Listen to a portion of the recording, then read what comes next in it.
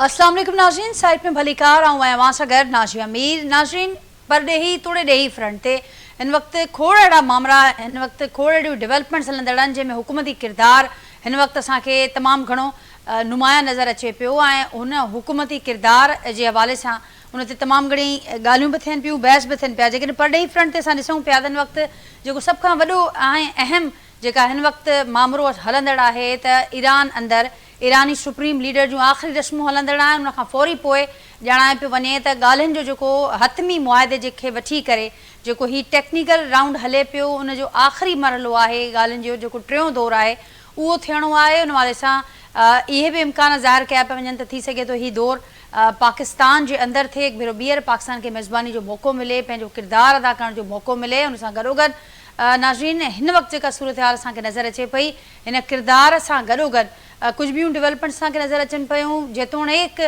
ॻाल्हियुनि जे हवाले सां ॿई धुरियूं जेके इज़हार करे चुकियूं आहिनि त हे आरज़ी ब्रेक आहे जंहिंसां आख़िरी रस्मूं वारो जेको मरहलो आहे उहो मुकमल थिए। पर हिन आरज़ी ब्रेक दौरान असां ॾिसूं पिया त मुसलसल नाज़रीन धमकियूं साम्हूं अचनि पियूं ऐं उहे धमकियूं अचनि पियूं अमरीका पारां, जंहिं ते ईरान पंहिंजो सख़्तु जवाबु ॾिनो आहे। ईरान वॉर्न कंदे चयो आहे अमरीका खे त पंहिंजे सहीअ जो एतिराम कयो, जेके सही तव्हां जेको असीं ॿिन्ही जे विच में जेको अमुन मुआहिदो थियो आहे उन ते जेके तव्हां साइन कया आहिनि उन पंहिंजे सही जो एतिराम कयो ऐं जेकॾहिं ईरानी क़ौम सां जेका लैंग्वेज इस्तेमालु कई पई वञे उहा ॿोली बि दुरुस्त कयो, उन ॿोलीअ खे बि एतिराम वारो रखो ऐं जेकॾहिं हीउ सिलसिलो बंदि न थियो, हीअ धमकियूं इन ई तरीक़े सां जारी रहियूं त पोइ हतमी मुआदे लाइ जेके ॻाल्हियूं शुरू थियणियूं आहिनि उहे शायदि न थी सघनि। ईरान पंहिंजो सख़्तु जवाबु ॾिनो आहे ऐं हीउ सख़्तु जवाबु मुसलसल नाज़रीन जेके धमकियुनि ते ॿधल जेके बयान साम्हूं अचनि पिया, जेको रवैयो साम्हूं अचे पियो, उनखां पोइ ईरान जो साम्हूं अचे पियो। हाणे पाकिस्तान समेत जेके धुरियूं चाहिनि थियूं त दुनिया जे अमुन खे बचाइनि ऐं उन जे लाइ हू मुसलसल परदे पुठियां परदे अॻियां मुसलसल सफ़ारती तहरुक असांखे नज़र अचे पियो, कमु नज़र अचे पियो। पर कुझु धुरियूं चाहिनि थियूं त कहिड़े तरीक़े सां हिन समूरे मामले खे ख़राबु कजे, डिस्ट्रॉय कजे, स्पॉइल कजे ऐं उहे कोशिशूं बि असांखे हलंदड़ नज़र अचनि पियूं। त हाणे हिन धुरियुनि जो बि किरदारु तमामु घणो वधीक नाज़रीन अहम बि थी वियो आहे ऐं वधीक उन जी डिमांड बि थिए पई त कहिड़े तरीक़े सां धुरियुनि खे एग्री कजे अगेन त हू एहतियात खां बि कमु वठनि, बयान ॾियणु वक़्तु ऐं फ्लैक्सिबल बि नज़र अचनि। त उनखां सवाइ नाज़रीन हिकिड़ी ॿी डेवलपमेंट असांखे इंटरनेशनल फ्रंट ते नज़र आई त हमास पारां 20 सालनि खां पोइ गाज़ा में पंहिंजी हुकूमत ख़तमु करण ऐं इंतिज़ामी कमेटी तोड़ण जो ऐलान साम्हूं आयो। तमामु वॾो ही ऐलान आहे, डेवलपमेंट आहे ऐं कुझु ॾींहंनि खां पोइ जेको अव्हांखे यादि हूंदो त हिकिड़ो गाज़ा पीस बोर्ड बि जुड़ियो हो जंहिंमें पाकिस्तान बि मेंबरशिप आहे पाकिस्तान जी बि। त हाणे बतौर मेंबर पाकिस्तान जो उते छा किरदारु हूंदो ॼाणाए पियो वञे त कुझु ॾींहंनि खां पोइ ख़ासि करे हिन डेवलपमेंट खां पोइ उन जो बोर्ड जो बि इजलास थियणो आहे, उन ते बि गुफ़्तगू कंदासीं। जो की प्रोग्राम में जेको ॿियो हिसो आहे ऐं अहम हिसो आहे त जेतोणीकि हिन वक़्तु पाकिस्तान जे किरदार खे दुनिया साराहे पई त पाकिस्तान आलमी अमुन खे बचाइण जे लाइ सरगर्म नज़र अचे पियो। उन हवाले सां उहे धुरियूं जेके हिक ॿिए खे ॾिसण जे लाइ ॿुधण जे लाइ तयारु न हुयूं, उन्हनि खे हिकु टेबल ते वेहारण में पाकिस्तान जो तमामु अहम किरदारु नज़र आयो। पर पंहिंजे मुल्क जी जॾहिं असीं ॻाल्हि कयूं था त मुल्क अंदरि खोड़ ॿिया बि चैलेंजिस आहिनि, जंहिंमें सिक्योरिटी वारो चैलेंजिस आहे, मुआशी चैलेंज आहे, उनखां सवाइ ॿिया बि चैलेंजिस नज़र अचनि पिया। पर हीउ तमामु अहम हूंदो त ॿियनि खे हिकु जाइ ते विहारणु, उहे धुरियूं जेके तमामु पंहिंजे पाण सां विढ़ियल बि आहिनि, उन्हनि जा इख़्तिलाफ़ बि तमामु घणा आहिनि, पर पंहिंजे मुल्क अंदरि हीउ सभु कुझु करण में हुकूमत छो मुसलसल नाकाम आहे? हीअ हुकूमत जी प्रायोरिटी में शामिल ई कोन्हे, हुकूमत जे एजेंडा में शामिल ई कोन्हे, या हुकूमत खे हुनजी ज़रूरत महसूसु न पई थिए, या के अञा बि रीज़न्स कुझु ॿिया आहिनि? छाकाणि त असां ॾिसूं था त मुल्क अंदरि जेके मुख़्तलिफ़ चैलेंजिस आहिनि उन में मुसलसल वाध थिए पई। हिकु पासे ओपोज़िशन आहे जेका हुकूमत मां मायूस नज़र अचे पई, पर ॿिए पासे हुकूमत जा इतिहादी बि ख़ुशि न पिया नज़र अचनि। पाकिस्तान पीपल्स पार्टी जेका हुकूमत जे इतिहाद में शामिल आहे, मुस्लिम लीग नून ऐं उन विच में मुख़्तलिफ़ वक़्तनि ते इख़्तिलाफ़ नज़र ईंदा रहनि था। हाणे उहे इख़्तिलाफ़ बि खुली करे अञा वधीक साम्हूं अचनि पिया। हिकु ॿी हुकूमत जी इतिहादी पार्टी आहे MQM, उन पिणु हिकु भेरो ॿीहर वफ़ाक़ी सरकार छॾण जी धमकी ॾिनी आहे हिन हुकूमत खे। ऐं उन सां गॾोगॾु नाज़रीन जेके मुसलसल असां ॾिसंदा आहियूं त जेके सियासी हालतूं आहिनि उहे मुसलसल डेडलॉक जो शिकार असांखे नज़र आयूं आहिनि। ऐं हुन में हिकिड़ो वॾो जेको हुनजो रीज़न आहे त मुल्क अंदरि सियासी इस्तेहकाम कोन्हे ऐं उन हवाले सां हुकूमत इहे दावाऊं कंदी रहे थी त असीं बार बार आछियूं कयूं था, कोशिशूं कयूं था, पर हीउ मामिलो आछुनि खां अॻियां वधे छो न पियो? हिन में इन जे पुठियां केरु आहे, इन जो ज़िम्मेवार केरु आहे, छाकाणि त गुज़िरियल ॾींहुं बि ऑपोज़िशन ऐं ख़ासि करे पाकिस्तान तहरीक इंसाफ़ इहा ॻाल्हि कई आहे त हाणे घणो थियो, हाणे ॻाल्हियूं थियणु घुरिजनि ऐं हू हुकूमती सिग्नल जे इंतज़ार में आहिनि, पर हुकूमत जो मूड कुझु ॿियो नज़र पियो अचे। आख़िर में नाज़रीन प्रोग्राम में अॼु इन ते बि फोकस कंदासीं त गिलगित बल्तिस्तान अंदरि हिकिड़ी नई हुकूमत अची चुकी आहे पाकिस्तान पीपल्स पार्टी जी, ऐं असीं ॾिसंदा आहियूं आमतौर ते ईअं थींदो आहे त मर्कज़ में जंहिंजी हुकूमत हूंदी आहे GB ऐं कश्मीर अंदरि उन्हनि जी हुकूमत असांखे नज़र ईंदी आहे, पर हीउ हिकिड़ो अपसेट असांखे नज़र आयो आहे। पाकिस्तान पीपल्स पार्टी जी हुकूमत गुज़िरियल ॾींहुं अमजद हुसैन एडवोकेट साहिबु गिलगित बल्तिस्तान जे नए वॾे वज़ीर तौरु हल्फ़ खणी वरितो आहे। उन तक़रीब में पाकिस्तान पीपल्स पार्टी जो को चेयरमैन बि मौजूदु हो, बिलावल भुट्टो ज़रदारी साहिबु, ऐं उन आवाम सां जेके वाइदा आहिनि उनखे पाड़ण जो आवाम सां हिकु भेरो ॿीहर वाइदो कयो आहे त असीं उहे समूरा वाइदा पूरा कंदासीं। त उनमें मुस्लिम लीग नून जेका वफ़ाक़ जी पार्टी आहे उनजो किरदारु छा हूंदो, ऑपोज़िशन सां गॾिजी करे हीअ जेका असांखे ॾिसूं पिया त जेका उते मामरा आहिनि कहिड़े रीति उन्हनि चैलेंजिस खे पाकिस्तान पीपल्स पार्टी हल कंदी, उनजे लाइ केतिरी तयारु आहे, ऐं आख़िर में आज़ाद कश्मीर अंदरि जेका इलेक्शन थियणी आहे पाकिस्तान तहरीक इंसाफ़ उनजो बाइकआउट करे चुकी आहे। उनजो हिकिड़ो वॾो कारण उहो ॿुधाइनि पिया त असां नथा चाहियूं त जेका सूरत हाल उते आहे उनखे लेजिटिमाइज़ कयूं, पर उन सां गॾोगॾु हीअ उन्हनि जे मथां बि काफ़ी इल्ज़ाम लॻनि पिया त हिन वक़्त ताईं जेके हालतूं असांखे नज़र आयूं आहिनि उनमें PTI जो बि वॾो किरदारु आहे, पर PTI इहो चाहे पई त हुकूमत उन्हनि सां ॻाल्हाए ऐं हुकूमत उन्हनि जे ख़दशनि खे ॿुधे, जंहिंखां पोइ थी सघे थो पंहिंजे फ़ैसिले ते बाइकआउट वारे फ़ैसिले ते नज़रसानी कनि। हीअ समूरा मामला नाज़रीन जिन खे अॼोके प्रोग्राम में फोकस कंदासीं। जेको पैनल मूंसां गॾु मौजूदु आहे उनजो तारुफ़ असां कराईंदासीं। अॼोके पैनल में गुफ़्तगू जे लाइ मूंखे जॉइन कयो आहे पाकिस्तान पीपल्स पार्टी जा अॻूणा सेनेटर आहिनि डॉक्टर करीम ख़्वाजा साहिबु, मूंसां गॾु वीडियो लिंक ज़रिए हिन प्रोग्राम जो हिसो आहिनि हाजी मुज़फ़र शुजरा साहिबु, मुस्लिम लीग नून जा सीनियर अॻवान आहिनि, मूंसां गॾु अॼोके प्रोग्राम में शरीक आहिनि, ऐं अॻूणी पाकिस्तान तहरीक इंसाफ़ जी MNA नुसरत वाहिद साहिबा, पाकिस्तान तहरीक इंसाफ़ सां जो तालुक़ु आहे, मूंसां गॾु मौजूदु आहे वीडियो लिंक ज़रिए। मां सभिनी खे भलीकार, मां सभिनी जी महिरबानी, मां गुफ़्तगू जे लाइ वक़्तु ॾिनो, ऐं गुफ़्तगू जो आगाज़ मुज़फ़र शुजरा साहिबु अव्हां खां कयां थी। अव्हां हुकूमती पार्टी में आहियो ऐं अव्हां खां उहो ई सवालु रखंदसि त सॼे मुल्क अंदरि पाकिस्तान जे किरदार खे हिन वक़्तु साराहियो पियो वञे, ऐं उनजो बुनियादी जेको सबबु आहे उहो इहो आहे त ॿ अहिड़ियूं धुरियूं जेके या उहे धुरियूं जेके पाण हिक ॿिए खे ॾिसण जे लाइ ॿुधण जे लाइ तयारु न हूं, उन्हनि खे बि गॾु विहारण में ॻाल्हियुनि ताईं मामरा पहुचाइण में पाकिस्तान जो हिकिड़ो नुमायां अहम किरदारु नज़र आयो। पर पंहिंजे मुल्क अंदरि जेके हालतूं आहिनि, न ऑपोज़िशन हुकूमत मां ख़ुशि आहे, न इतिहादी हुकूमत मां ख़ुशि आहिनि, ऐं न ई अवाम खे को रिलीफ ही हुकूमत ॾेई पई सघे। छा कारण आहे? हुकूमत छो बावजूद चैलेंजिस जे हुकूमत हल न पई कढी सघे इन सूरत हाल जो? जी मुज़फ़र शुजरा साहब, मुंहिंजो आवाज़ मां ते पहुचे पियो? मुज़फ़र शुजरा साहब, हुकूमत जे हवाले सां ॿुधाइजो त हुकूमत जो जेको किरदारु आहे उहो इंटरनेशनल फ्रंट ते असां ॾिसूं पिया, दुनिया उनखे साराहे पई, पर मुल्क अंदरि जेके मसइला आहिनि, इतिहादी चऊं, ऑपोज़िशन चऊं, अवाम हुकूमत मां ख़ुशि न पिया नज़र अचनि। हुकूमत मुसलसल इन मामले ते अवाम खे रिलीफ ॾियण में, पंहिंजे इतिहादनि खे मुतमइन रखण में, ऑपोज़िशन खे मुतमइन रखण में नाकाम नज़र अचे पई। इन जो कारण छा आहे? ईअं न आहे दी, कोशिशि कयूं पिया असां इतिहादनि खे असां पाण सां गॾु वठी हलूं। भला इंटरनेशनली तव्हां त ॾिठो आहे त पाकिस्तान जो नालो ज़ीरे खां हीरो थी वियो आहे, ऐं पाकिस्तान जी जेके ख़िदमतूं उन्हनि खे सारायो वञे थो ऐं पाकिस्तान खे शाबाश ॾिनी वञे थी। बाक़ी इंटरनेशनल मसइला काफ़ी आहिनि, हिकिड़ो न आहे, काफ़ी आहिनि जेके असां कोशिशि कयूं पिया त हल थी वञनि, त जीअं पंहिंजे असां साथियुनि खे बि असां सहूलियत ॾेई सघूं ऐं असां हुकूमत जेका 5 साल पूरा करे। इन में इहो ज़रूरु आहे त उन्हनि खे बि असां सां साथ ॾियणु खपे। उन्हनि जीअं चयो आहे असां उन्हनि सां सहमत कयो आहे।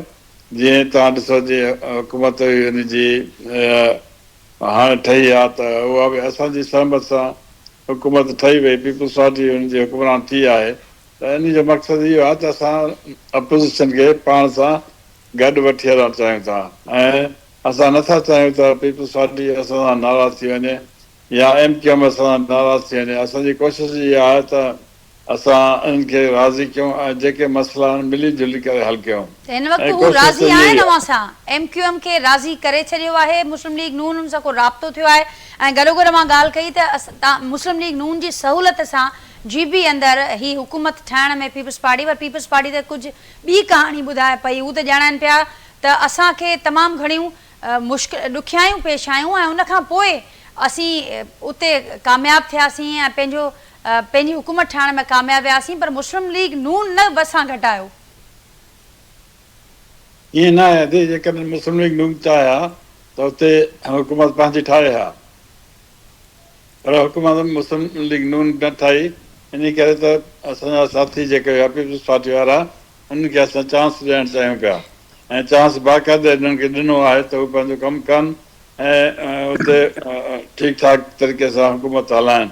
इहा असांजी मर्ज़ी सां थी आहे ऐं असांजी जेका मर्ज़ी न हुजे हा त इहा हुकूमत न ठहे हा। इन करे इहो चवणु बेकार आहे त असां साथियुनि सां गॾु नथा हलूं। बाक़ी एमक्यूएम खे असां हमेशह चयो आहे त भई तव्हां सां गॾु आहियूं ऐं जेकॾहिं तव्हां असां सां गॾु हूंदव त जेके उन्हनि जा जाइज़ मुतालबा आहिनि असां उनखे ॾिसूं पिया ऐं जाइज़ मुतालबनि जे करे असां हुन सां मदद कयूं पिया जेको बि थी सघे। ऐं गवर्नमेंट ऑफ पाकिस्तान त माशाल्लाह वॾी तरक़ी कई आहे ऐं दुनिया में नालो रोशन कयो आहे। शहबाज़ शरीफ़, आसिम मुनीर साहिबु, हिन एॾो नालो कयो आहे त जो पाकिस्तान जो टके इज़त हाणे लखे रुपए में थी आहे इज़त। त इन में असांखे को कसूर न ठहिराईंदो। हा, जेकॾहिं कंहिंखे दिलि में को शक आहे त ॻाल्हाए सघे थो असां सां वरी बि, असां तयारु आहियूं त हुन सां वरी ॻाल्हाईंदासीं ऐं पंहिंजे साथियुनि खे अकेलो न छॾींदासीं। जी करीम ख्वाजा साहब, छा चवंदो अवां त पंहिंजी सभु कुझु मर्ज़ी सां थियो आहे, पीपल्स पार्टी खे जेकॾहिं असीं सहूलियत न ॾियूं हा त हू ही हुकूमत ठाहिण में कामयाबु न थी सघनि हा ऐं मुस्लिम लीग नून जो हुन सां साथ हो, उन ते छा कॉमेंट कंदो? ऐं गॾोगॾु इहो बि ॿुधाइजो त गुज़िरियल ॾींहुं वाइदा बि खोड़ थिया त अवाम जा सां कयल वाइदा पाड़ींदासीं, पर तमामु वॾा चैलेंजिस उते मौजूदु आहिनि ऐं उन हवाले सां जीअं मूं इंट्रो में बि ज़िक्र कयो त मर्कज़ में पार्टी मुख़्तलिफ़ आहे, जेतोणीकि अवां उन जे इत्तेहाद में शामिलु आहियो, त अॻियां बि हीअ जेको जंहिंजी दावा हाजी मुज़फ़र शुजरा साहब बि कई, इहा सपोर्ट अवां ॾिसो पिया मिलंदे ऐं कहिड़े रीति पीपल्स पार्टी उन्हनि चैलेंजिस खे हल कंदी? महिरबानी नाजिया, तव्हां मूंखे अॼु शामिलु कयो। सभ खां पहिरीं त गिलगित बल्तिस्तान में जेको आहे सो पाकिस्तान पीपल्स पार्टी जो रेशो ऑफ वोट्स वधीक हुआ। ख़ुदि ख्वाजा साद रफ़ीक जेको मुस्लिम लीग नून जो रहनुमा आहे, जस्ट आफ्टर इलेक्शन खां पोइ त रेशो ऑफ वोट वधीक आहिनि पीपल्स पार्टी जा ऐं उन्हनि खे हक़ मिलणु खपे, जॾहिं त मुस्लिम लीग जो रेशो ऑफ वोट्स एतिरा कोन हुआ। ॿी ॻाल्हि आहे त बिलावल भुट्टो साहिबु लास्ट इलेक्शन में बि महीनो खनि हुते रही, जेका पुराणी 5 साल पहिरीं वारी जेका महीनो खनि हुते महिनत कई हुई बिलावल भुट्टो साहिबु, असांजो चेयरमैन। उन खां बिलावल भुट्टो ज़रदारी साहिबु हिन इलेक्शन में बि इलाही महिनत कई ऐं पंहिंजो अमजद हुसैन एडवोकेट, पाकिस्तान पीपल्स पार्टी जा जेके CEC जा मेंबर्स, उन्हनि इलाही महिनत कई, जंहिंजे करे माण्हू वोट ॾिनी ऐं ज़रदारी साहिबु शुरू खां वठी करे गिलगित बल्तिस्तान जे लाइ स्पेशल पैकेजिस ऐं स्पेशल चीज़ूं हुन प्रेसिडेंट साहिबु ॾींदो आयो। हाणे बि जेको आहे सो अमजद जेको एडवोकेट आहे, जेको असांजे क्लास जो माण्हू आहे, असांजे लॾे जो माण्हू आहे, वर्कर क्लास जो आहे। बिलावल भुट्टो ज़रदारी साहिबु वॾी सुठो कमु कयो आहे त हिकिड़े वर्कर क्लास माण्हू खे चीफ मिनिस्टर कयो आहे। ऐं मुस्लिम लीग नून खे एतिरी मोट कान मिली हुई। ख़ुदि मियां नवाज़ शरीफ़ मूंखे हुन लाइ वॾो एतिराम आहे ऐं मूंखे को बि हुनजे लाइ कोई अहिड़ो एडवर्स राय नथो रखां, पर हू ख़ुदि जॾहिं गिलगित बल्तिस्तान में आयो त कलाक खां पोइ या ॿिनि कलाकनि खां पोइ वरी मोटी वियो ऐं पोइ स्विट्ज़रलैंड विया हलिया। हू अॻे हुन स्मेल करे छॾी त असांखे वोट मिलणी कान्हे। हाणे ॿियो जेको सुवालु आहे तव्हांजो, उहो इहो आहे त पंहिंजो मुस्लिम लीग नून खे हिन 2014 में बि इलाही प्रॉब्लम्स आया हुआ।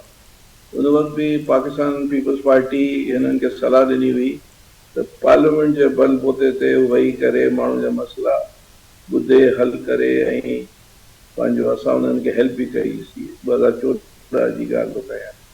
हाणे बि हिननि खे खपे त पार्लियामेंट जो सहारो वठनि ऐं बिल्कुलु पीपल्स पार्टी खे इलाही चीज़नि ते एतिराज़ात आहिनि ऐं जेके सो अनरेस्टनेस आहे पार्टी में, हिननि इलाही चीज़ूं सोलो फ्लाइट कई आहे, ख़ासि तौर ते पंजाब में ऐं असांजी पीपुल्स पार्टी खे हिननि सलाह मशवरे में कोन वरितो ऐं ही जेके सो सोलो फ्लाइट्स पिया कनि त हिननि खे खपे त पार्लियामेंट जे सहारे ते सभिनी सां सलाह मशवरा कनि ऐं असांखे इलाही चीज़ूं आहिनि असांजा लीडर्स मुख़्तलिफ़ वक़्तनि में डायरेक्ट इनडायरेक्ट ॻाल्हि कंदा रहिया आहिनि ख़ासि तौर ते पंजाब जा ऐं ॿिया इशूज़ बि आहिनि जेके जनरली तव्हां गुज़िरियल ॾिसो पिया मुख़्तलिफ़ इशूज़ ते ही जेके सो कंसेंसस कोन पिया ठाहिनि त करीम साहब अवां सम्झे पिया त इहो मुख्य रीज़न आहे जीअं मां ॼाणायो त सोलो फ्लाइट्स पिया कनि मशावरत न पई थिए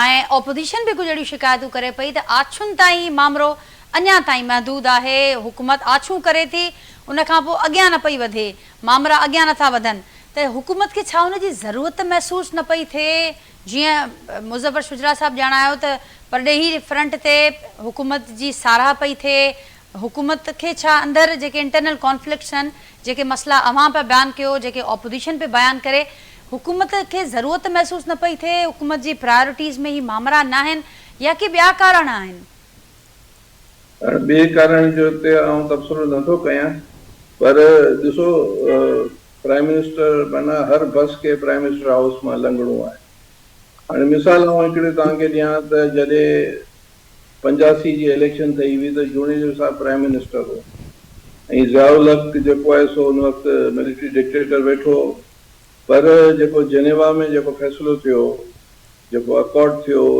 जंहिंमें अफ़गानिस्तान हो पाकिस्तान हो ऐं सोवियत रूस हो त उहो सॼो फ़ैसिलो जेको आहे सो जोड़ने जो हिसाब कयो हुन जेको आहे सो ज़िया नथो चाहे त थिए त प्राइम मिनिस्टर खे इलाही पावर आहिनि हिननि खे खपे त ही सलाह मशवरा कनि ऐं ऑपोज़िशन में जा जेके मुतालबात आहिनि या जेके ॻाल्हियूं आहिनि उन्हनि सां बि डेडलॉक ख़तमु कनि ऐं जेके सलाह मशवरा कनि उन सां मिलनि न त चवंदा आहिनि त हिकिड़ी चाइनीज़ कहावत इलाही वॾी मशहूरु आहे त ॿेड़ी में सभु सवार हुजनि हिकिड़े माण्हू अची ॿेड़ी में टुंग कयो त ॿिए चयो त बाबा हीउ टुंग न कर चई त जिते आउं वेठो आहियां टुंग पियो कयां हुन चयो तुंहिंजे टुंग जे करे पाण सभु ॿुॾी वेंदासीं हाणे इन खां वधीक आउं हिननि खे कुझु कोन चवंदो त सोलो फ्लाइट न कनि थोरो ख़राक दिली कनि सभिनी सां लह विछड़ में अचनि ऐं पार्लियामेंट खे ऐं जेके ऑपोज़िशन्स आहिनि जेके असांजी पीपुल्स पार्टी जा ग्रीवेंसिस आहिनि उहे ॾिसनि ॿुधनि मुख़्तलिफ़ जॻहनि ते इहे इशूज़ त आहिनि पंहिंजी जाइ ठीकु करीम साहब मुंहिंजी ॻाल्हि खे अॻियां वधाईंदे त सोलो फ्लाइट न करण जो मशवरो मां ॾियो पिया हुकूमत खे ऐं मुज़फ़र साहब जो जवाब मां ॿुधो नुसरत भाई साहब भी मुझसे अगर मौजूद हैं पाकिस्तान तहरीक इंसाफ जी सीनियर अगवान गुणी एमएनए हैं नुसरत भाई साहब आप क्या कहेंगी जीबी के हवाले से आपने सुना पाकिस्तान पीपल्स पार्टी पुरुमीद है वहाँ के चैलेंजेस को लेकर के उनको हल करेंगे और साथ साथ आज़ाद कश्मीर के हवाले से भी पीपल्स पार्टी बड़ी पुरुमीद दिखाई दे रही है कि हम वहाँ पर भी मसाइल को हल करने में अपना एक अहम किरदार अदा करेंगे लेकिन हम अगर पाकिस्तान तहरीक इंसाफ को देखते हैं तो अभी आज़ाद कश्मीर के इलेक्शन होने हैं लेकिन आहिस्ते आहिस्ते मैदान छोड़ती हुई नज़र आ रही है पाकिस्तान तहरीक इंसाफ उसका क्या बताएंगी आप हमें सबब क्या बताएंगी एक तो बारहा इन कुछ खदशात का इजहार होता रहा लेकिन क्या ये दानिशमंदी होगी क्योंकि आपके मुखालफीन हों आपके नाकदीन हों या आपके हिमायती हों सब लोग ये कह रहे हैं कि किसी तौर मैदान छोड़ना तो दानिशमंदी का फैसला नहीं होगा आप क्या कहेंगे इस हवाले से सूरत हाल पर बहुत शुक्रिया अपने प्रोग्राम में इनवाइट करने का देखें एक दफा बेनजीर साहिबा ने बात की थी कि अगर कहीं पे भी किसी जगह पे भी मेरा एक वोटर भी होगा ना तो वहां मैं अपना बंदा खड़ा करूंगी फिर खान साहब ने 2008 में मेरे ख्याल में इलेक्शन बाइकआउट किया था उस वक्त मैं सियासत में नहीं थी इसलिए हम कर पाए तो उस वक्त जब उन्होंने बाइकआउट किया और बाद में उन्होंने एक्नॉलेज किया कि ये मेरी जिंदगी की सबसे बड़ी गलती थी अभी एक्चुअली जिनके हाथ में सारी लीडरशिप है और जो लोग फैसले कर रहे हैं उसमें से मोस्टली सियासतदान नहीं है सही और या हमारी पार्टी के नहीं है क्योंकि बुकला है बुकला को एक्चुअली खान साहब ने इसलिए मुंतखब किया था कि असेंबली में लॉ मेकिंग होती है और वकील से ज्यादा कौन जानता है लॉ मेकिंग को तो जब ये वाला फैसला हुआ और उसमें से जो पुराने सियासतदान थे, एक तो खैर सारे ही बहुत डरपोक निकले और भाग गए और माफिया मांग के और पता नहीं किस तरह जो भी है, इससे बहुत नुकसान हुआ पार्टी को, बहुत ज्यादा नुकसान हुआ। अगर वो खड़े रहते और जेल में चले जाते, जैसे आप देख लें डॉक्टर यासीन को देख लें, जावेद चौधरी को देख लें, महमूदुल रियाज को देख लें या चीमा को देख लें, ये सब के सब अभी तक खड़े हैं। उसके अलावा यंग बच्चे बहुत सारे हैं जो अभी तक जेलें भुगत हैं, खवातीन हो या लड़के। तो मसला ये है कि इसके लिए हिम्मत चाहिए होती है और हर इंसान के अंदर हिम्मत नहीं होती। तो आपके कहने का मतलब कि इस बायकॉट वाले फैसले पर पूरी पीटीआई एक पेज पर नहीं है, ये फैसला नहीं है, डेफिनेटली नहीं है, क्योंकि देखिए ज्यादातर लोग जो इस वक्त लीडरशिप में हैं पीपल्स पार्टी के हैं और कई कई साल पीपल्स पार्टी में रहे, कोई 17 साल, कोई पता नहीं 30 साल, कोई कितने कितने। तो उनके माइंड को कैसे चेंज किया जा सकता है? अब अगर मुझे आप कहें या कोई और कहे, करीम भाई कहें कि आप पीपल्स पार्टी ज्वाइन कर लें और कहते रहे लोग, बहुत ज्यादा मुझे ऑफर्स आई हैं, तो मैं अगर चली भी जाऊंगी ना तो मैं दिल से नहीं होंगी, दिल मेरा यहीं पे होगा, क्योंकि ये मेरी पहली जमात है और मोस्ट प्रोबेबली आखिरी जमात है। बीच में अगर स्विच करते हैं ना तो आप कैसे, एक दिन मैं अपनी पार्टी के लिए लड़ रही हूँ, अगले दिन जाके मैं किसी अनजानी पार्टी के लिए लड़ रही हूँ, तो ये इंसाफ नहीं है। जो लोग यहाँ पे आए हैं, अब अगर ये इल्जाम लगाया जाए खान साहब के ऊपर कि उन्होंने मुंतखब किया था, वो तो बेचारा इंसान जेल में बैठा है 8x10 के कमरे में, और उसको जाके जब जाते थे ये लोग, वो जाके जो भी कहेंगे ना कि ये बहुत अच्छा है और ये बहुत अच्छा है और ये बहुत अच्छा है, तो कहेंगे हाँ चलो ठीक है इसको बना दो।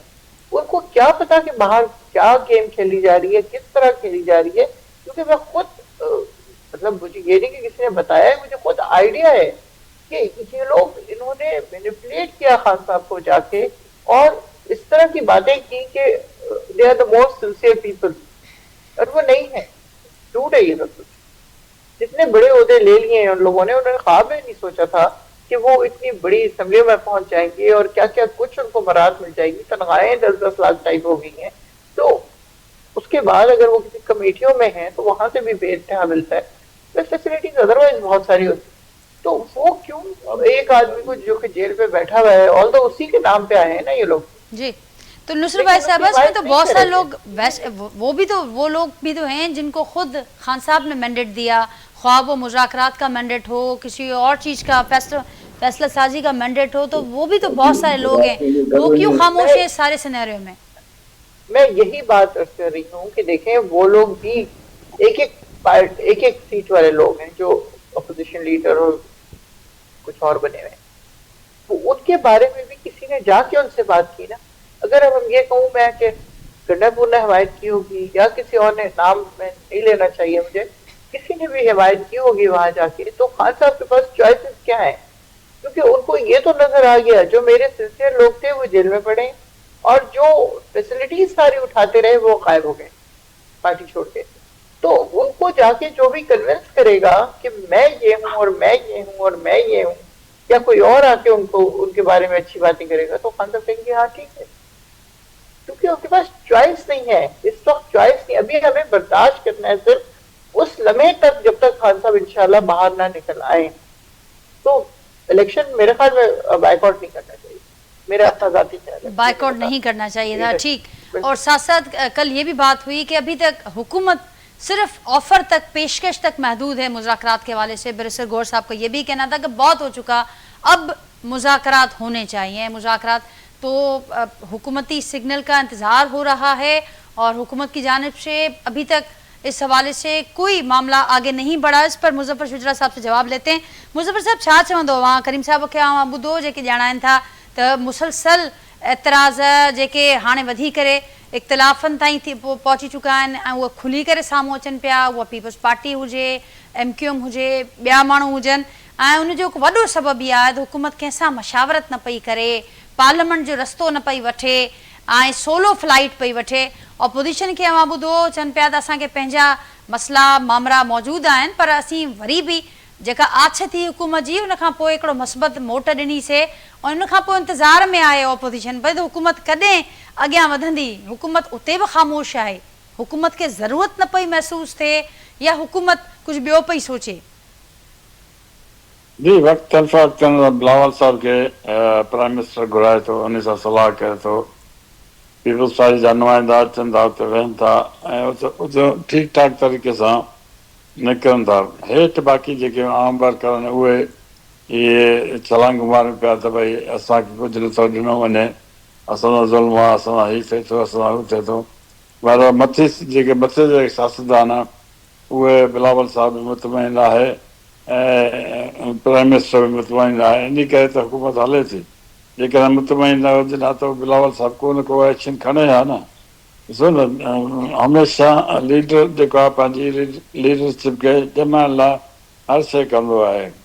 जीअं हाणे पीटीआई जो तव्हां अॼु जो अहवालु ॿुधो, पर तव्हां यादि कयो त भुट्टो साहिबु जॾहिं जेल में हुयो त हुते जेल में धक पियो हणे त कोई अहिड़ो माण्हू आहे जो अनवर सादत खे रोके त फ़लस्तीन जो सौदो करणु इसराइल न वञे। इहे वॾा लीडर हूंदा आहिनि न। अहिड़ा लीडर जे करे ख़्यालु कनि त पोइ पाकिस्तान जो मसइलो हल थी सघे थो। ऐं पाकिस्तान में मसइला कोई कोन्हे, अलाह जी महिरबानी सां पाकिस्तान खे हर शइ अलाह ताला ॾिनी आहे। पर वेही करे विर्च सब्र सां ख़िदमत सां हलनि त पोइ मुंहिंजे ख़्याल में सभु शइ ठीकु थी सघे थी। बाक़ी जेकॾहिं तो उन में रुकावट केरु आहे मुज़फ़र साहब? इहो ई त सवाल असांजो बि आहे, अवाम बि ॼाणणु चाहे थो, ही इतिहादी बि अवां जा ॿुधणु चाहिनि पिया, ऑपोज़िशन बि ॿुधणु चाहे पई। जीअं अवां चयो त सभु जेकॾहिं गॾु वेहनि था त पोइ को मसइलो ई कोन्हे, पाकिस्तान खे सभु कुझु अलाह ॾिनो आहे, त पोइ रुकावट केरु आहे? सभु गॾु विहारण में दुनिया अंदरि माण्हुनि खे विहारियो पिया, मुल्क अंदरि छो न पिया विहारे सघूं? असांजे तरफ़ां त का रुकावट कान्हे। जंहिं महिल बि बिलावल साहिबु चयो आहे त बाबा असां हीअ प्रॉब्लम आहे, असां हुनखे वेलकम कयो आहे, असां हुनखे चयो आहे अचो वेहो, अची ॻाल्हायो ऐं ॻाल्हाए करे पोइ मुतमइन थी वञनि था, तॾहिं त चुप करे वेठा आहिनि न। पर ओपोज़िशन जी बारी आछ जो छा थियो? ओपोज़िशन त हुकूमती सिग्नल जे इंतज़ार में आहे, मस्बत मोट हू आछ जी ॾेई चुका आहिनि। उनखां पोइ हुकूमत जी का हिन वक़्त ताईं असांखे का बि एफर्ट नज़र कोन पई अचे। गुज़िरियल ॾींहुं ऑपोज़िशन इहा बि ॻाल्हि कई त हीउ मामिलो रुगो आछ ताईं महदूद आहे, आछ खां हुकूमत अॻियां न पई वधे। अपोज़िशन कहिड़ी आहे? जेकॾहिं अपोज़िशन तव्हां सोचो था त पीपल्स पार्टी आहे त उहा त न आहे, छो जो उहा असांजी इतिहादी आहे। अपोज़िशन तव्हां सोचो था एमक्यूएम आहे, उहा त न आहे, असांजी इतिहादी आहे। अपोज़िशन भाई कहिड़ी आहे? बाक़ी पीटीआई हूंदी, हुनखे थी सघे थो पंहिंजो मतिलबु नथो निकिरे, इन करे उहे सीर पा हुजनि, ॿी ॻाल्हि आहे। बाक़ी अपोज़िशन त असां सां गॾु आहे ऐं पीपल्स पार्टी वारा असां सां गॾु आहिनि, असां हर मामले ते गॾु आहियूं। इत्तेहादी थिया ऑपोज़िशन में, जेका हिन वक़्तु पाकिस्तान तहरीक इंसाफ़ सां जेका आछ कई हुई, वज़ीर आज़म पाण आछ कई, उनखां पोइ मस्बत मोट ॾिनी वई, गुज़िरियल ॾींहुं बैरिस्टर गौहर इहा ॻाल्हि कई त अञा ताईं हीउ मामिलो आछ ताईं महदूद आहे ऐं असीं इंतज़ार में आहियूं। ॾिसो, इहे त चवनि था पिया न, पर असां चऊं था अचो अची ॻाल्हायो। ॻाल्हाइनि त कोन था, चवनि था अवल तव्हां हीअं कयो त पोइ असां ॻाल्हाईंदासीं। ईअं न थींदो आहे, ॻाल्हियुनि में अची विहिबो आहे, ॻाल्हियूं कबियूं आहिनि, पोइ ॻाल्हियुनि में जेका ॻाल्हि निकिरे त उन ते हलिबो आहे। हीअ पंहिंजी ज़िद ते ज़िद जे करे हू नाकाम थिया आहिनि। बाक़ी अपोज़िशन आहे त कोन आहे हिन ज़माने में, हे पाण में वेठी पिया आहिनि। को माण्हू छॾी थो वञे पीटीआई, को माण्हू काॾे भॻो थो वञे, को माण्हू ख़ुदि चयो त कुझु माण्हू अहिड़ा आया आहिनि जेके असुल पीटीआई जा माण्हू न आहिनि। त पोइ तव्हां सोचो असांजो हिन में कहिड़ो कसूरु आहे? हिन में पाण में ॾुफेड़ आहे त असांजो को कसूरु कोन्हे न। भाई पीपल्स पार्टी असां गॾु वेठा आहियूं, उहो ख़ुशि आहियूं, पीपल्स पार्टी ख़ुशि आहे, सिंध में हुकूमत करे थी, मौजूं करे थी, ऐं वफ़ाक़ में हुकूमत असांजी आहे। असांजे त को कोन्हे त असांखे का तकलीफ़ आहे, असांखे का अहिड़ी परेशानी हुजे जंहिंमें असां सभु कुझु कयूं। असां जेका ॻाल्हि थींदी आहे पीपल्स पार्टी सां शेयर कंदा आहियूं, पीपल्स पार्टी सां हर ॻाल्हि शेयर कंदे असां अॻिते वधी रहिया आहियूं ऐं एमक्यूएम खे पंहिंजो राज़ी रखंदे हर कंहिं शइ अॻिते वधाए रहिया आहियूं। एमक्यूएम बि ॿाहिरि बि नारा हाणे थी त असां हीअं कंदा आहियूं, कारण असां ॻाल्हाएसीं पोइ त ख़ुशि थी वञे न। इन जो मतिलबु छा आहे?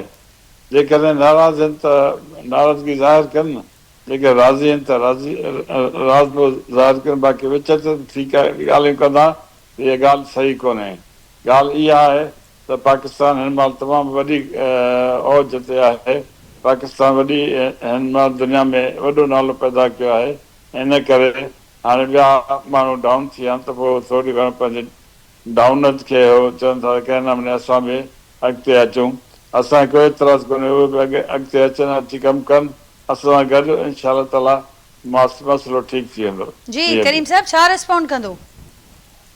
साईं चवंदा आहिनि न, दोस्त है शुजरा साहब, पुराणो दोस्त है, वो जो जुमिलो चवंदा आहिनि बाबा सभु कुझु ठीकु है, चले चलो। त हाणे पंहिंजो शुजरा साहब बि इहे ख़बरूं पियो करे, पर हाणे थोरो अखि पटनि।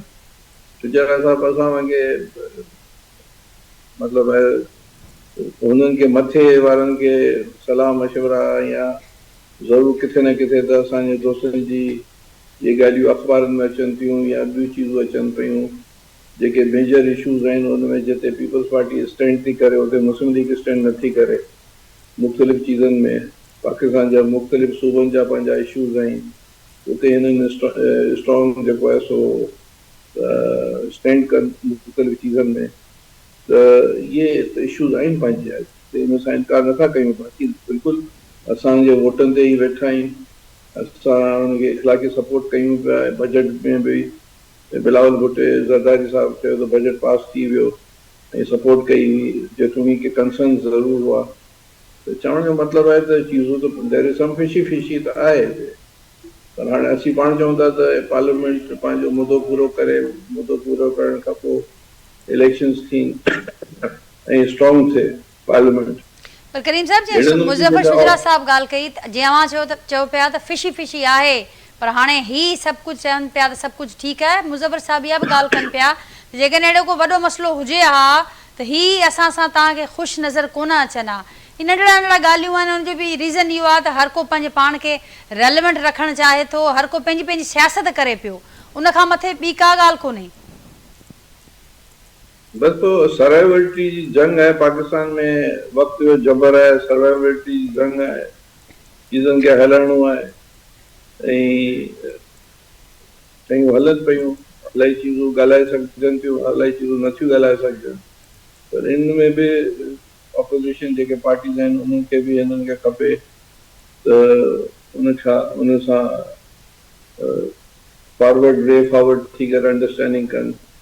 जॾहिं जुड़े जो ज़िया जे दौर में बेनज़ीर शहीद सां जनेवा टॉक्स ते ॻाल्हाए सघे थो, त इहो हिकिड़ी सुठी कोशिशि हुई।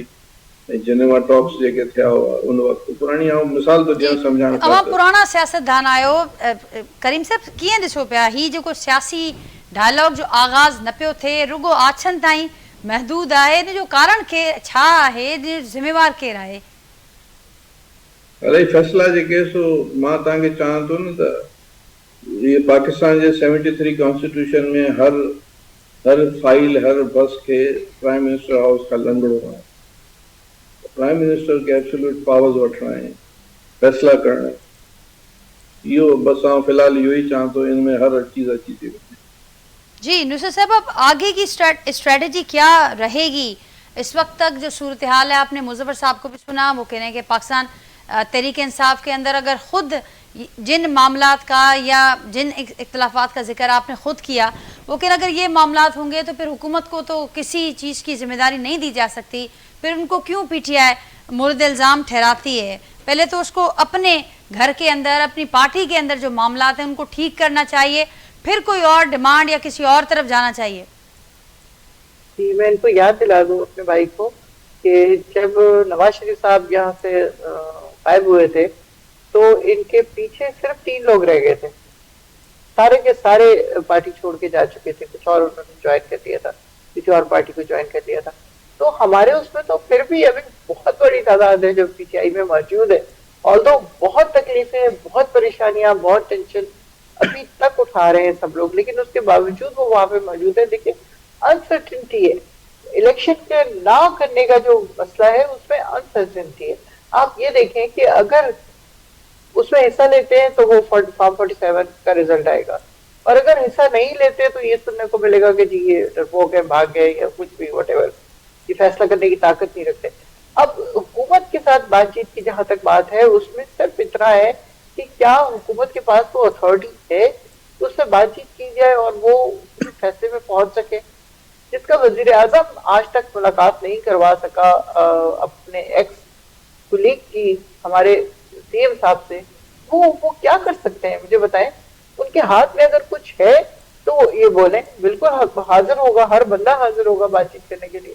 लेकिन जब हाथ में ही इनके कुछ नहीं है तो फिर बातचीत करने का फायदा क्या है। हमें तो बहुत सारे लोग चाहते हैं कि बातचीत हो, लेकिन मसला सिर्फ ये है ना कि क्या ये कोई फैसला कर सकते हैं, क्या इनके हाथ में कोई फैसले की ताकत है। जब आपने पूछ के ही बताना है तो फिर फायदा क्या है बातचीत करने का, मुझे इस बात की समझ नहीं आती। और हमारी पार्टी के इख्तलाफात उस दिन तक हैं जिस दिन तक खान साहब को बंद किया हुआ है। जिस दिन वो बाहर आ जाएंगे, मैं समझती हूँ कोई एक बंदा भी ऐसा नहीं खड़ा होगा जो जाके कहे कि ये इसके बारे में ये चीज गलत है या उसके बारे में वो चीज गलत है। लेकिन एक और बहुत इंपॉर्टेंट बात मैं आपको बता दूं कि हमारी ही पार्टी एक्चुअली ऐसी पार्टी है जिसमें इख्तलाफात होते हैं, मुंह पे खड़े हो गए वजीर आजम के, और कहा जाता है कि ये गलत हो रहा है, ये गलत हो रहा है, मेरे इलाके में ये चीज गलत हो रही है, आपकी ये पॉलिसी गलत है। और वो इंसान इतना सा भी माइंड नहीं करता, वो हंसते और कहते हैं बैठ बैठ मैं समझाता हूँ तुम्हें। इस तरह करके हमारी पार्लियामेंट पार्टी में होता था। इन लोगों को तो मैंने सुना है हाथ बांध के खड़े होते हैं, किसी की बाप की हिम्मत नहीं है कि उनसे कोई क्वेश्चन कर सके।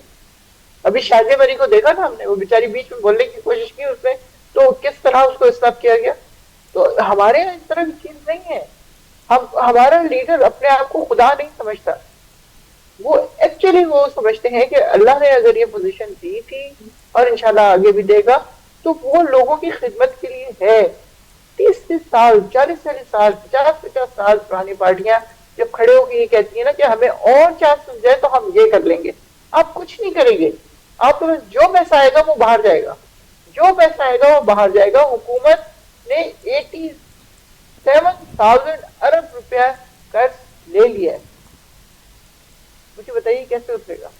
ये एक दिन में 1 अरब रुपया ले रहे हैं, कहाँ जा रहा है वो पैसा, कहाँ आवाम के उसमें कुछ नजर आ रहा है। देखिए सड़कें बना लेने से या कुछ और बना लेने से तरक्की नहीं होती। बहुत उसके लिए कहा जा सकता है कि हाँ ट्रांसपोर्ट आसान हो जाती है, आपकी गुड्स चली जाती है इधर से उधर, उधर से इधर, तो गुड्स होंगी तो जाएंगी ना भाई।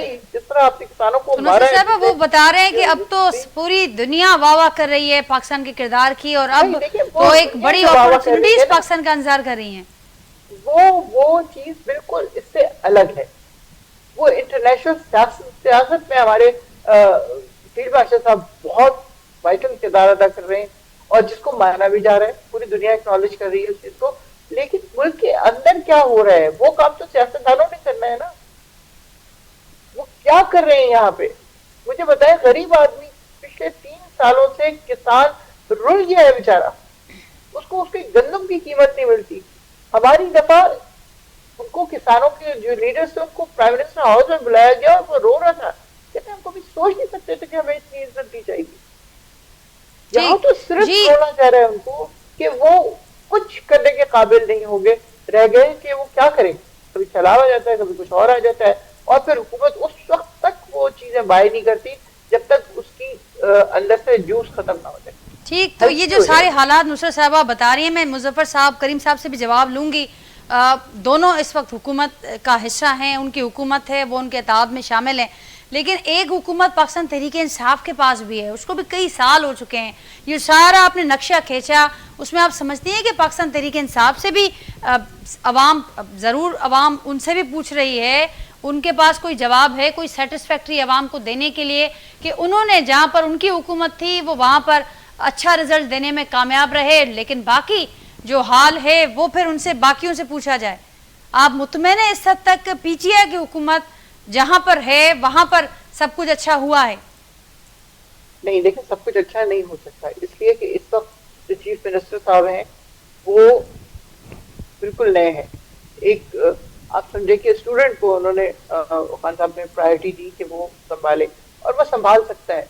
लेकिन क्या हम इसमें जेन्युइन होंगे कि देखें कि उस आदमी के हलफ लेने से एक दिन पहले DGISPR जाते हैं पेशावर और कहते हैं कि देखेंगे कैसे ये होता है। रिजल्ट क्या निकला, 92 लोगों ने उनको वोट किया और वो बन गए। अब जब बन गए तो उनके लिए मुश्किलात किस किस्म की क्रिएट की जा रही है। आपको पता है कि उनका पासपोर्ट बैन है, बाहर नहीं जा सकते वो एक सूबे से दूसरे सूबे में जाने के लिए जितनी मुश्किलात उनको बर्दाश्त करनी पड़ती हैं वो कोई इमेजिन कर सकता है? एक सूबे का चीफ मिनिस्टर जहाज खरीद के दुनिया के जिस कोने में मर्जी चला जाए, वहां जाके वो बहुत बड़ी बड़ी कॉन्फ्रेंसेस अटेंड कर रहा हो जो बहुत बड़ी नहीं होती, कभी बल्दियाती हैं, कभी कुछ और है, कभी कुछ और है। तो वो पैसा कैसे खर्च हो रहा है, कहाँ जा रहा है? यहाँ पे भी हो रही होगी करप्शन, मैं बिल्कुल नहीं कहती कि करप्शन नहीं हो रही होगी, डेफिनेटली हो रही होगी, क्योंकि हम सारे पाकिस्तानी हैं, हमारी ग्रेन में करप्शन है। 90% of Pakistani are corrupt, actually corrupt. कि आप देख लें, आप माली से काम करवा लें, मासी से काम करवा लें, ड्राइवर से काम करवा लें, हर बंदा डंडी मारेगा, हर बंदा डंडी मारेगा। इसमें सारे पाकिस्तानी अवाम को भी शामिल कर रही हैं जो ऑलरेडी हर हुकूमत से उम्मीदें लगाते हैं, उनको मैंडेट देते हैं, उसके बाद खाली हाथ रहते हैं और सिर्फ उम्मीदें ही उनके पास होती हैं, उनके पास सिर्फ वादे होते हैं। ऐसा है, लेकिन जो ईमानदारी की बात है ना, वो हमारे यहाँ से खत्म हो चुकी। आगे बढ़ते हैं, मुजफ्फर साहब से जवाब लेते हैं। मुजफ्फर साहब, नुसरत वाहिद साहब ॼाणाइनि पियो त 90% माण्हू हिते करप्ट आहिनि, पार्टियुनि जो बि हिसो आहे ऐं हिन वक़्तु पर हू ॼाणाइनि पियो त असांजो हिसो वरी बि घटि आहे हिन करप्शन में, छाकाणि त असांखे वक़्तु घटि मिलियो आहे हुकूमत करण जो। बाक़ी जिन खे सालनि जा साल मिलिया आहिनि उन्हनि खां वधीक पुछाणो थियण जी ज़रूरत आहे। ॾिसो, हुकूमत में जॾहिं माण्हू ईंदो आहे त उहो अंधो हूंदो आहे, उनखे ख़बर ई कोन पवंदी आहे त माण्हू छा पिया कनि। PTI जी हुकूमत में बि केतिरा ई स्कैंडल ॿाहिरि आया, पोइ उन्हनि जेको त हिन जवाबु कोन ॾिनो आहे न। अहिड़े नमूने सां जेकॾहिं पीपुल्स पार्टी जी हुकूमत हूंदी आहे त उन ते केतिरा ई इल्ज़ाम आहिनि हिते सिंध में, पर उन जेको उन जवाबु कोन ॾिनो आहे। अहिड़े नमूने सां असां सभिनी खे चाहियूं था त सभई जेकॾहिं मिली जुली करे चङी तरह कमु कनि त पोइ पाकिस्तान जो भलो थींदो। बाक़ी जेकॾहिं सभु हिक ॿिए खे सिर्फ़ु पंहिंजो पॉइंट्स कवर करण जी कोशिशि कंदा त पोइ पाकिस्तान लाइ तकलीफ़ थींदी ऐं हुकुमरान लाइ तकलीफ़ थींदी। बहरहाल पाकिस्तान हुकूमत फ़िलवक़्तु जो आहे माशाल्लाह तमामु घणो मुश्किल सां पाकिस्तान खे मुश्किल खां ॿाहिरि कढी आयो आहे ऐं इंशाअल्लाह ताला अॻियां बि कोशिशि कंदी त इहा सिधो थी पाकिस्तान हले ऐं दुनिया में रोशन थिए ऐं दुनिया में नालो कमाए। बेशक इहा सभिनी जी ख़्वाहिश हूंदी मुज़फ़र साहब, पर दुनिया अंदरि पाकिस्तान जो किरदारु ऐं नालो रोशन थिए, पर मुल्क अंदरि जेका सूरत हाल आहे, मुल्क अंदरि जेका हूंदाई आहे उनखे केरु रोशन कंदो। हाणे गुज़िरियल ॾींहं जी जेका रिपोर्ट आई त मुल्क अंदरि 2.5 करोड़ खां वधीक जेके ॿार आहिनि स्कूलनि खां ॿाहिरि आहिनि ऐं बावजूदि मुल्क अंदरि तालीमी एमरजेंसी बि लॻाई वई, ॿिया बि क़दम खयां विया, बजट रखियूं वयूं, पर उन खां पोइ बि रिज़ल्ट ही आहे। हिकु ॿियो इंकशाफ साम्हूं अचे पियो, हुन में ॼाणायो पियो वञे त वफ़ाक़ी नौकरियुनि में 16 सालनि खां सूबाई कोटाउनि ते को अमल कोन थियो आहे। इन हवाले सां मुल्क अंदरि जेको बेरोज़गारी जो रेशो आहे उहो ज़रूरु अव्हां जी ॼाण में हूंदो त ॾींहों ॾींहुं उन में केतिरी वाध थिए पई। भरियल आहिनि अहिड़ा मिसाल जेके ॾेई सघजनि था, पर उन बावजूदि जीअं अव्हां ॼाणायो त सभु कुझु ठीकु आहे मुल्क अंदरि, पर केसि ताईं इन ते ॻाल्हि ते त गुज़ारो नथो करे सघिजे त मुल्क जे ॿाहिरि मुल्क जो नालो रोशन थिए पियो, पर मुल्क अंदरि जेके मामला मसला जेका शयूं आहिनि उनखे केरु ठीकु कंदो? जेके तव्हां मसला ॿुधाया आहिनि हिन में ख़ुदि पार्टियूं मुनवस ज़रूरु आहिनि। जेकॾहिं ॾिसो न, असांखे सूबाई कोटा नथी मिले, जेका सिंध जी कोटा नथी मिले, पीपुल्स पार्टी खे चवणु खपे न त भई असांजी कोटा छो था ॾियनि। पाणी जी विर चई पीपुल्स पार्टी खे चवणु खपे न। दुनिया में एतिरा 193 मुल्क आहिनि, किथे बि सिंध जी एम्बेसडर कोन्हे, उन में पाकिस्तान पीपुल्स पार्टी खे चवणु खपे न। दुनिया सॼे गवर्नमेंट ऑफ पाकिस्तान में हिकु बि सेक्रेटरी सिंधी कोन्हे, इहो केरु चवंदो? इहो त पीपुल्स पार्टी जेकॾहिं चवंदी आहे त असां ज़मो आहे सिंधियुनि जो, त पोइ उन्हनि खे ॻाल्हि करणु खपे न, उनखे अॻिते वधी अचणु खपे न, उनखे ॻाल्हि करणु खपे ऐं ॻाल्हि कंदी त हुनजो मसइलो हल थींदो न। बाक़ी ईअं सिर्फ़ु ॻाल्हियूं टीवी ते वेही ॻाल्हियूं कयोसीं, गुफ़्तम नस्यम बरख़ास्तम, पोइ त कुझु कोन थींदो आहे। पीपुल्स पार्टी में दम कोन्हे त हू कुझु करे सघनि ऐं मां उनखे रिक्वेस्ट कंदुसि त इन्हनि मसइलनि ते थोरो तवजो ॾियनि ऐं जे तवजो न ॾींदा त पोइ केरु ॻाल्हाईंदो? सिर्फ़ु ईअं चवण सां मसइलो हल थी वेंदो त छा वफ़ाक़ असांखे कोटा नथो ॾे, असां छा कयूं? चुप कयूं वेठा आहियूं।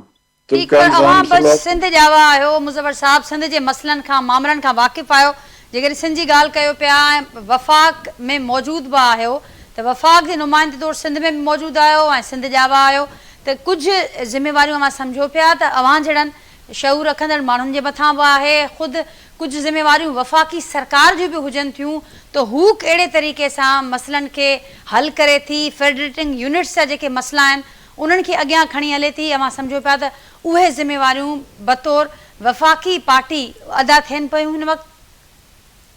ॾिसो, असां त जेतिरो थी सघंदो आहे मूंखां तव्हां कंदो आहियां सिंध जे लाइ, छो जो असांजो अवल मसइलो सिंध आहे, बाद में ॿियो मसइलो आहे, पर असांजी एतिरी उते पहुच कोन्हे त असां हुनखे रोके सघूं, चई सघूं।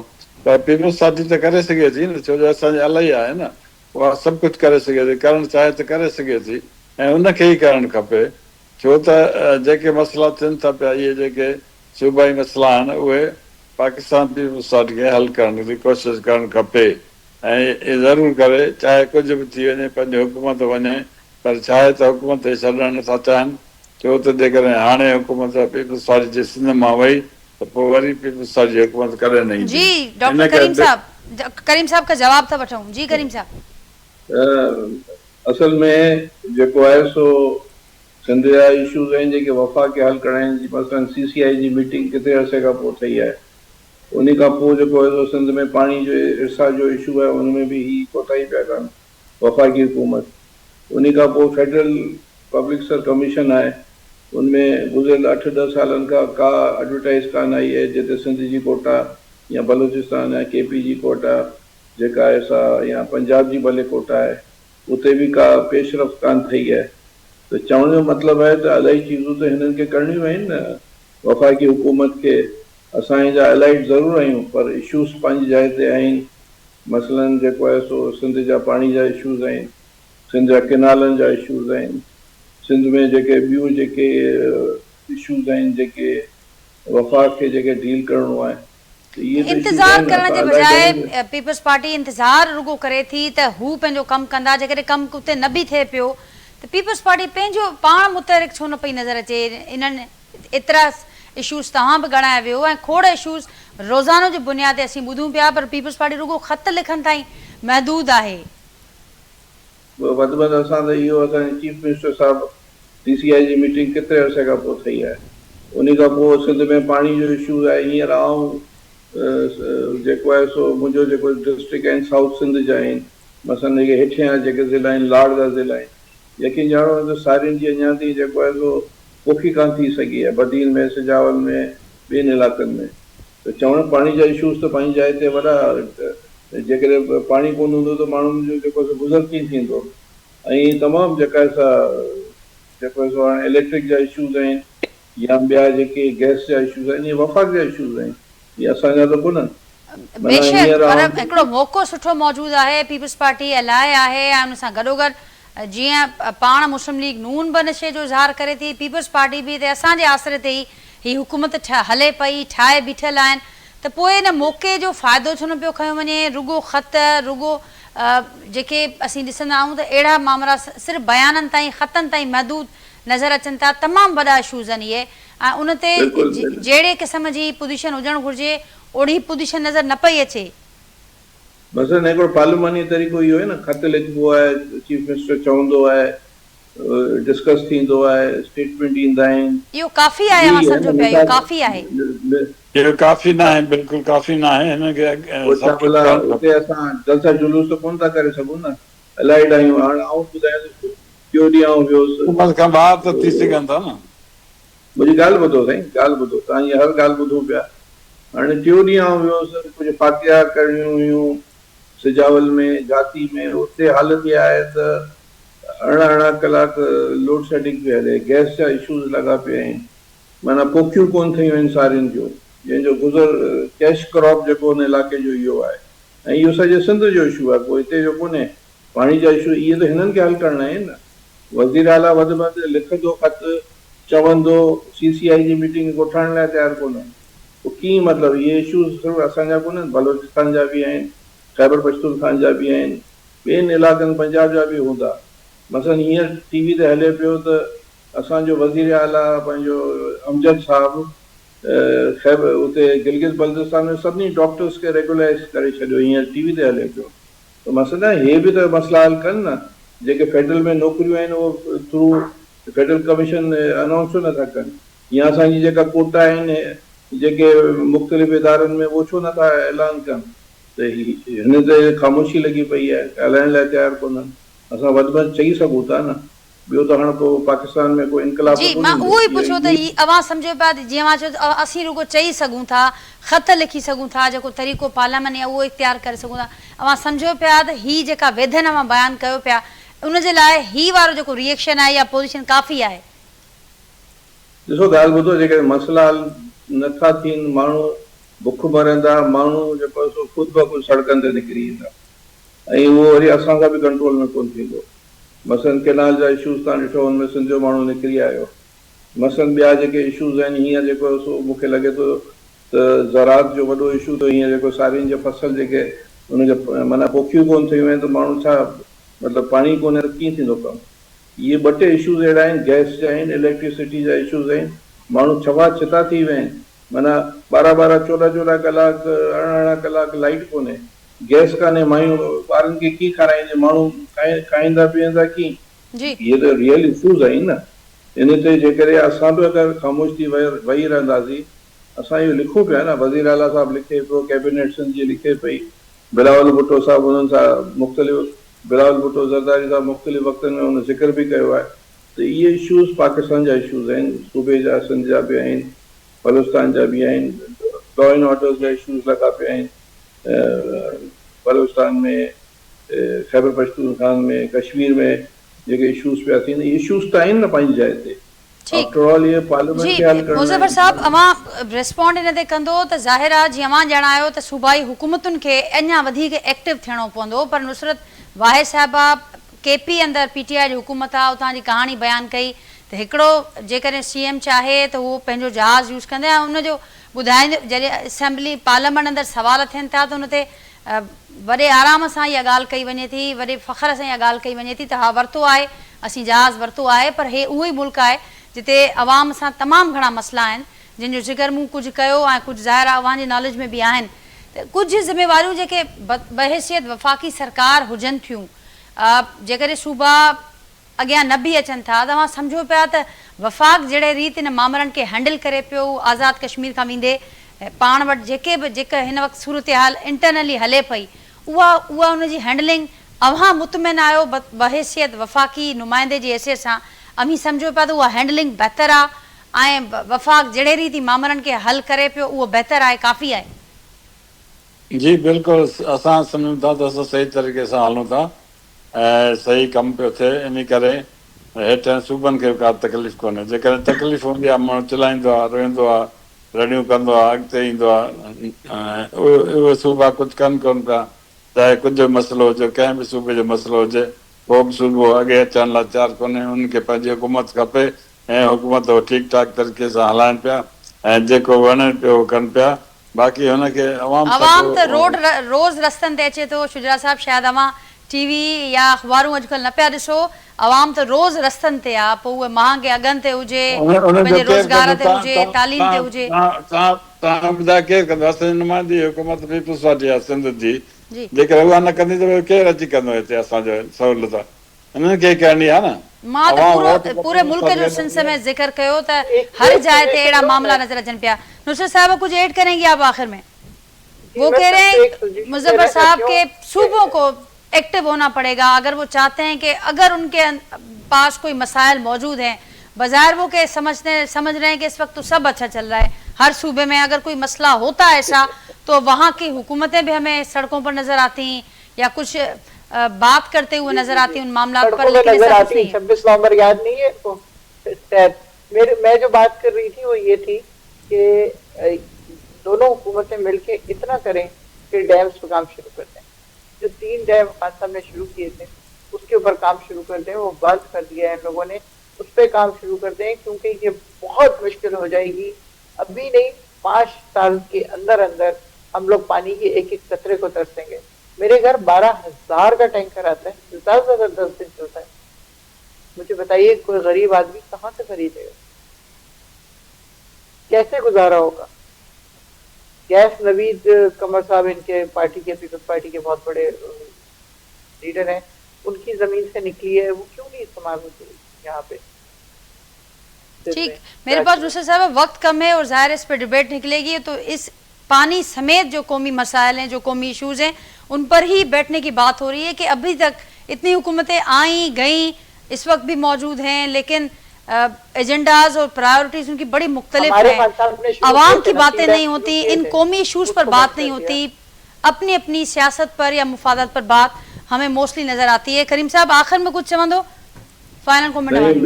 मेजर इशू आवाम जो है इलेक्ट्रिसिटी, गैस, पानी, अमन अमान, ये अवाम जो बुनियादी हक़ ही नहीं, हर हुकूमत के जो हक़ है, ये वफाकी हुकूमत के ये CCI जी मीटिंग में वही मसला हल करे ॻाल्हाए पार्लियामेंट जे थ्रू सभी पॉलिटिकल पार्टीज़ जेके असांजा बिल्कुलु सपोर्ट कयूं पिया, जेके ऑपोजिशन जी पार्टीज़ आहिनि उनखे विहारीनि, जेको आहे सो ये फर्स्ट प्रायोरिटीज़ ते रोज़गार जो इशू, अमन अमान जो, पानी जो, गैस जो, ये जेके न हल थिया त पोइ माण्हू त सड़कनि ते अची वेंदा ऐं उहो असां में बेबस थी वेंदासीं। अवां खां बि पुछणो थींदो इत्तेहादनि जे हैसियत में, जीअं अवां चयो त जेकॾहिं इहे मसला हल न थिया ऐं मौजूदु आहिनि त पोइ पुछाणो रुगो वफ़ाक़ी सरकार खां न, पर जेके सभु मौजूदु आहिनि हिन हुकूमती लॾे में सभिनी खां थींदो।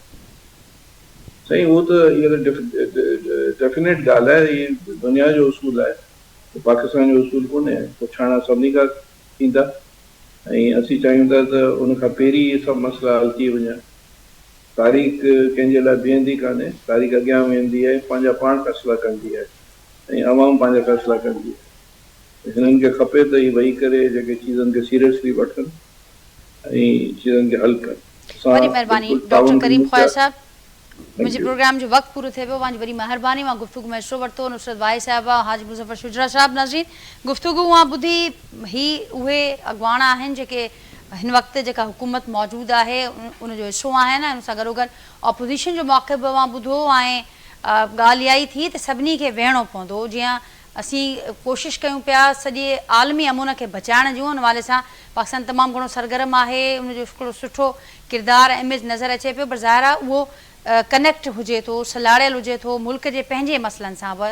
जॾहिं मुल्क जो हिकिड़ो जेको आउटर इमेज आहे, जॾहिं उनखे ॾिसबो त उन सां गॾोगॾु जेको हुनजो हिकिड़ो इनर इमेज आहे उनखे बि ज़रूरु ॾिसबो ऐं उनखे बहितर बणाइण लाइ, उनखे रोशन बणाइण लाइ सिर्फ़ु दवाऊं न, सिर्फ़ु बयान न, पर अमली तौर ते के क़दम खणणा पवंदा त ई नाज़रीन उनजा रिज़ल्ट्स बि ओड़ा ईंदा। पंहिंजे फीडबैक असांखे आगाह कजो, वरी सुभाणे मां सां वरी मुलाक़ात थींदी सेम टाइम ते नए मौज़ू ऐं महिमाननि सां गॾु।